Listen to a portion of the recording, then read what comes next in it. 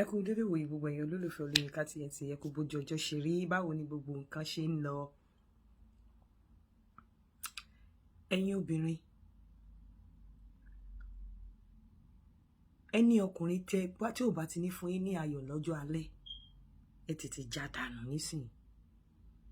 Kò dá ká ṣe wàhálà lórí ọmọ títí káwọn ọmọ tún dàgbà tán ká tún wá máa bá ọkùnrin tó jẹ́ oníwàhálà alájàngbìlà tá tún máa fi wá pariwo tá fi máa develop hypertension. Ṣé ní tá bá ti over 50 àbí tá bá ti pé 50 ìwọ̀nba ni wàhálà dùn mọ́. Ẹni ọkùnrin tó wà nílé tó fi pé 50 tí ò tí ì ṣíwọ́ wàhálà bẹ́ẹ̀ fà, já dànù. Gbogbo ẹnu ni mo fi sọ, iye ò kì í ṣègbéyàwó, ìgbé ìyàwó nìyẹn. Ẹni ọkùnrin tó wà nílé di 50 tí ò dẹ̀ tí ì ṣíwọ́ wàhálà, ṣíwọ́ à ń pariwo, ṣíwọ́ àjàngbìlà, já dànù. Kò lè bẹ́ẹ̀ dọjọ́ alẹ́. Ọjọ́ alẹ́ ó máa fún ẹ ní problem, ó máa padà níṣòro ni. Ẹni obìnrin tó wà pẹ̀lú tó fi pé 50 or 55 ìwọ ọkùnrin tẹ́ ẹ̀ tí ì ṣíwọ́ wàhálà, tẹ́ ẹ̀ tí ì ṣíwọ́ argument, tẹ́ ẹ̀ tí ì ṣíwọ́ gbọ́n mi sí omi ò tó, já dànù. A gbọ́dọ̀ máa bá báyìí lọ, ẹ má jẹ́ ká tanra wa. A gbọ́dọ̀ máa bá society enough pé ká máa pretend, enough of pretense. Because a máa gbọ́ síta, a máa rẹ́rìn àwọn àti ìyàwó, kò sáyọ̀ ń bẹ́ẹ̀. Ẹni ọkùnrin tí ò bá ti fún ẹ láyọ̀ títí ó fi pé 50, já dànù. Ẹni obìnrin tí ò bá ti fún ẹ láyọ̀ tó fi pé 50, já dànù. Kò sáyè rọ̀bọ̀rẹ́bẹ kankan, já dànù. Ilé ayé yìí ó dùn ju fúngbà díẹ̀ ni. And o mọ̀ bí o máa ní second chance. So ní chance ẹyọ kan tó ní, má jẹ́ kéèyàn kankan gbà lọ́wọ́ ẹ̀. Lára àwọn nǹkan tó lè gbà lọ́wọ́ ẹ̀ ni pé kò fẹ́ ọkọ tó máa fún ẹ ní ìlà yìí lò, àbí kò fẹ́ ìyàwó tó máa fún ẹ ní ìlà yìí lò. Ilé ayé yìí wọn bá tó bá ní àkókò dọ̀run rí àmọ́ bọ́n ṣe ń ṣẹlẹ̀ lọ́run, kò ní dá kó jẹ́ kéèyàn gba ilé ayé ẹ̀ lọ́wọ́ ẹ̀ kó wá dọ̀run kọ́lọ́run wá máa sọ fún ẹ pé o stupid, kó má lọ́run wọ̀. Àwa di aláǹgbá alámọ̀ tó ń jẹ lẹ́gbẹ̀ẹ́ ògiri ńgbà ò bá rí ilé ọ̀run wọ̀. Ayé ò dẹ̀ ṣe gbé mọ́, wàá máa rìn gbèrègbèrè lẹ́gbẹ̀ẹ́ ògiri, àkókò mọ bọ́run ṣe rí. So anything kó kúkú má ṣe nǹkan tó yẹ pé ó máa dọ̀run wàá lọ kíkà bọ ẹnu. Ẹni ọkùnrin tí ò bá ti fún ẹ láyọ̀ tó wà nílé ẹ̀ di 50 tí ò tí fún ẹ láyọ̀ tẹ́ pé o sì máa ń sunkún, wàá máa wet pillow táwọn ọmọ tún ti dàgbà, já dànù. Ẹni obìnrin tí ò fún ẹ láyọ̀, já dànù. Já dànù, já dànù ni mo sọ, gbogbo ẹnu mo fi sọ, já dànù ni hashtag já dànù.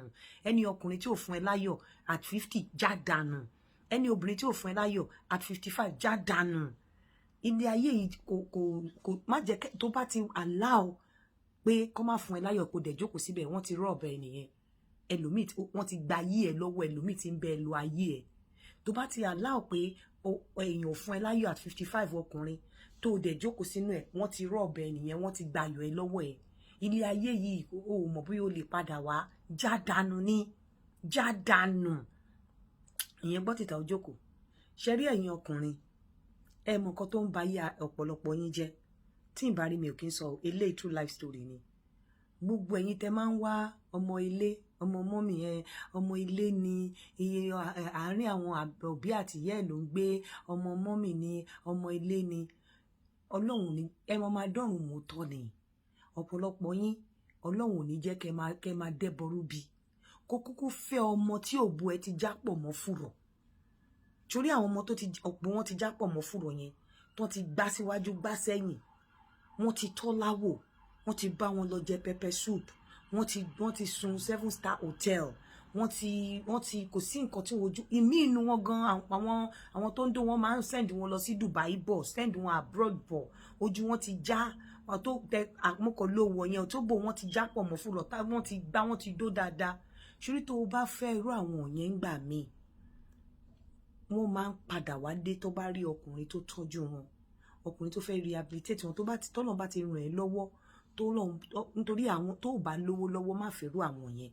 Because tó bá lówó lọ́wọ́ tó pè wọ́n padà wálé, tó set wọn up, tó bóyá o empower wọn, tó fìfẹ́ wọ̀ wọ́n, ojú wọn ti rókun rọ́sà, wọ́n ti rí, wọn ò ní fẹ́ padà bọ́ síta mọ́.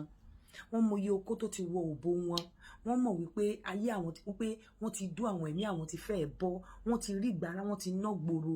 Irú wọn yẹn tó bá fẹ́ wọn nígbà mi ara wọn máa ń balẹ̀ sílé. Tó bá ready láti fọ́kọ, wọ́n fẹ́ fọ́kọ ni. Ṣé rí ẹ̀yin tẹ́ máa ń fẹ́ ọmọ mọ́mì, tẹ́ ń wá ọmọ mọ́mì kiri, ẹ̀ ń wá virgin kiri, ní ṣàìlá máa ní problem. Torí tí ọmọ mọ́mì bá já, irú ọmọ mọ́mì tó mú kúrò ní Nàìjíríà tó mú lọ sí Amẹ́ríkà bí lọ́nà, torí tó bá já mọ́ ẹ lọ́wọ́, ayé ẹ̀ máa bàjẹ́ nítorí a máa wo gbogbo kó tí ò dó nígbà tó wà lọ́dọ̀ mọ́mì inú ilé ẹ̀ ló ti máa dó. Gbogbo ìrìn tí ó ń rìn, ṣe mọ̀ pé ó dàbí ẹni tó mú ara oko tó ní kó wá jẹ búrẹ́dì àbí ara oko tó mú wá sí inú òyìnbó, mọ bó ṣe máa rí. Àti àwọn tó bò wọn ti jápọ̀ mọ́ fùrọ̀, tó ti ná gbàrà ná gbòòrò. Irú àwọn yẹn tó bá fẹ́ wọn, tó kẹ́ wọn, tó gẹ̀ wọ́n, tó establish wọn, tó ṣe gbẹ, ara wọn máa ń balẹ̀. Àwọn gò kí ń fẹ́ lose ilé ọkọ, wọn ò dẹ̀ kí ń fẹ́ lose ọkọ yẹn nítorí wípé wọ́n mọ̀ wípé àwọn ò ever fi pa wọn lè rọkọ. Tán jàjà ni wọ́n máa protect ọkọ yẹn pẹ̀lú life wọn ni. Nǹkan tán fi lè pàṣà lọ tú ègo epo wọn fọ̀ ni pé tó bá fún wọn ní right attitude, bóyá òun náà wọn, o ò tọ́jú wọn, o ò empower wọn, o jẹ́ kó máa sí reason wípé ibi tí wọ́n wà ìta tán wà tẹ́lẹ̀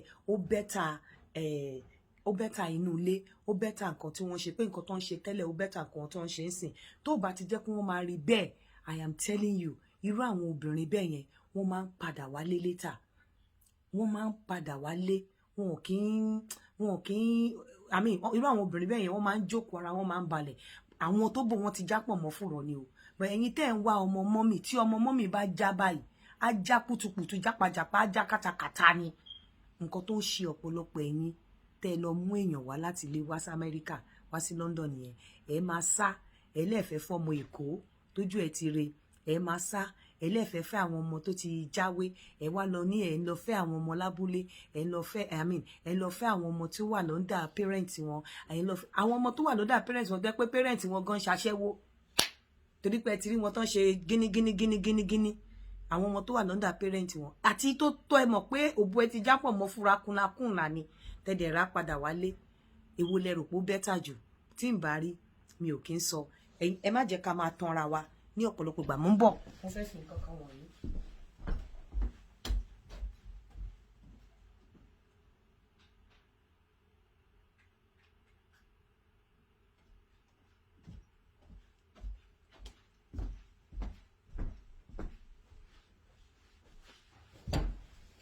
Ẹ má jẹ́ ká máa tanra wa ní ọ̀pọ̀lọpọ̀ ìgbà, torí àwa tá bá ti ń wá rírí àìrí, Ọlọ́run má jẹ́ ká wá, tá bá ti ń wá rírí, Ọlọ́run má jẹ́ ká padà rí àìrí.